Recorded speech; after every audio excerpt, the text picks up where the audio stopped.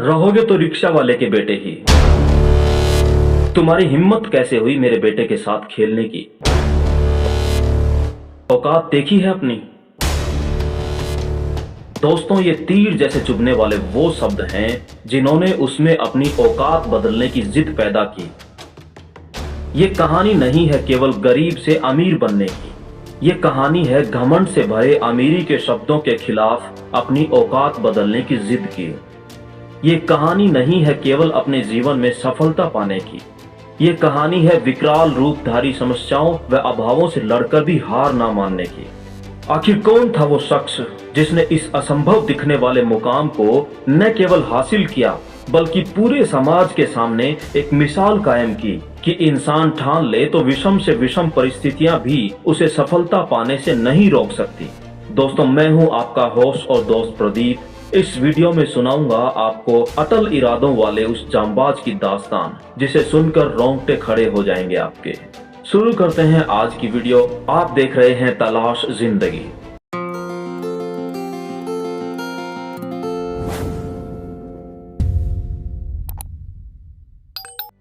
जिंदगी में कई बार कुछ ऐसी बातें होती हैं जो दिल पर लग जाती हैं और उसकी टीस उम्र भर तक नहीं जाती।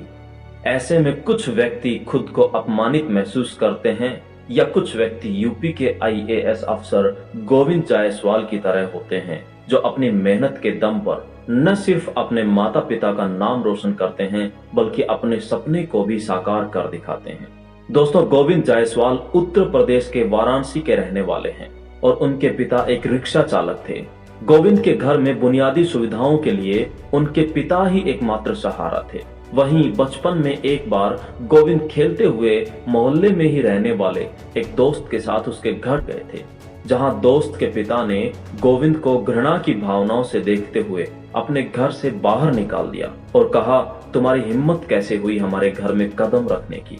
घर से बाहर निकालने की मात्र एक ही वजह थी कि गोविंद के पिता रिक्शा चलाते थे और उनके दोस्त के पिता एक संपन्न परिवार से थे। जब दोस्त के पिता ने गोविंद की गरीबी का मजाक उड़ाया तब उस समय गोविंद की उम्र महज 11 साल की थी। छोटी उम्र में गोविंद इन बातों को समझ न सके। फिर एक दिन गोविंद ने ये सारी बातें एक वरिष्ठ व्यक्ति के साथ साझा की। फिर उन्होंने समझाया कि तुम्हारा बैकग्राउंड कमजोर है, इसलिए उन्होंने तुमसे ऐसा कहा। साथ ही उस व्यक्ति ने कहा, जब तुम आईएएस बन जाओगे तब तुम्हारे घर का बैकग्राउंड भी मजबूत हो जाएगा। तभी गोविंद ने मन ही मन आईएएस बनने की ठान ली।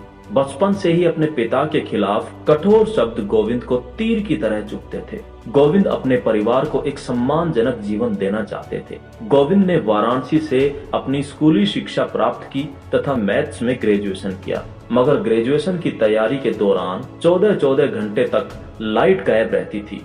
इसके अलावा पड़ोस वाले जनरेटर चलाते थे जिसकी वजह से काफी ज्यादा शोर होता था। ऐसे में पढ़ाई करने के दौरान किसी प्रकार की रुकावट न हो, इसलिए गोविंद अपने कानों में रुई डालकर पढ़ाई किया करते थे। ग्रेजुएशन में अच्छे अंक प्राप्त करने के बाद गोविंद आईएएस की तैयारी में जुट गए, मगर एक ही कमरे में पूरे परिवार के साथ रहने की वजह से सिविल सर्विसेज की तैयारी करना बहुत मुश्किल था। फिर आईएएस बनने का सपना आंखों में लिए गोविंद 2005 में तैयारी के लिए दिल्ली चले गए। ऐसे में गोविंद की पढ़ाई के लिए उनके पिता ने अपनी पुश्तैनी जमीन 30,000 रुपए में बेच दी थी। वहीं रिक्शा चलाने के दौरान गोविंद के पिता के पैर में चोट लग गई। ठीक से दवा न लेने के कारण टिटनेस हो गया, लेकिन इस बात की भनक गोविंद को नहीं लगी क्योंकि पिता चाहते थे कि उनका बेटा अफसर बनकर परिवार का नाम रोशन करे।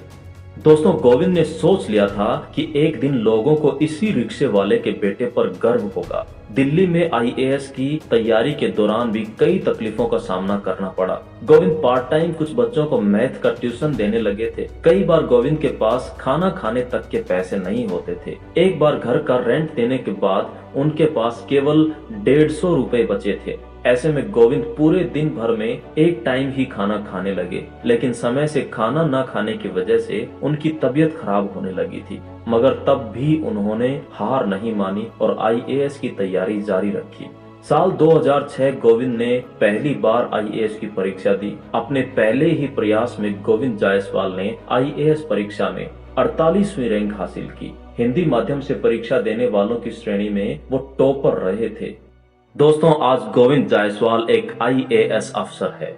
जब उनसे उनकी सफलता के बारे में पूछा गया तो उनका कहना था, इस मुकाम तक लाने का पूरा श्रेय मैं अपने बाबूजी को देता हूँ।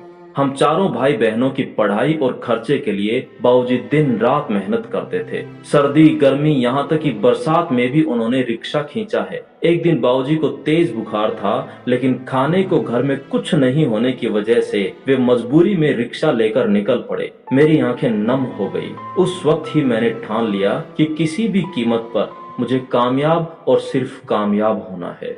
दोस्तों, इसे सनक कहेंगे या स्वभाव, लेकिन गोविंद हमेशा जिद्दी और दृढ़ निश्चयी रहा है। एक बार उसने जो ठान लिया उसे पूरा करना ही उसकी आदत रहा। परीक्षा की तैयारी के दौरान वो 13 से 16 घंटे रोज पढ़ता। ज्यादा पढ़ने से हालात ऐसे हो गए कि उन्हें डॉक्टर के पास जाना पड़ा।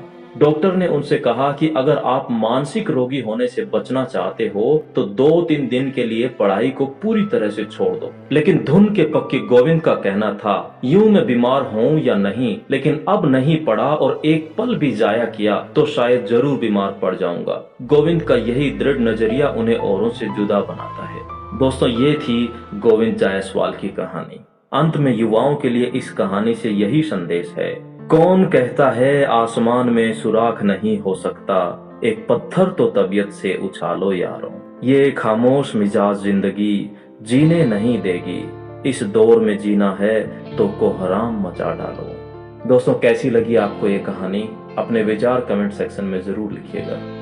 इस वीडियो में इतना ही, फिर मिलेंगे किसी और वीडियो में कुछ और अच्छी बातों के साथ। देखते रहिए तलाश जिंदगी।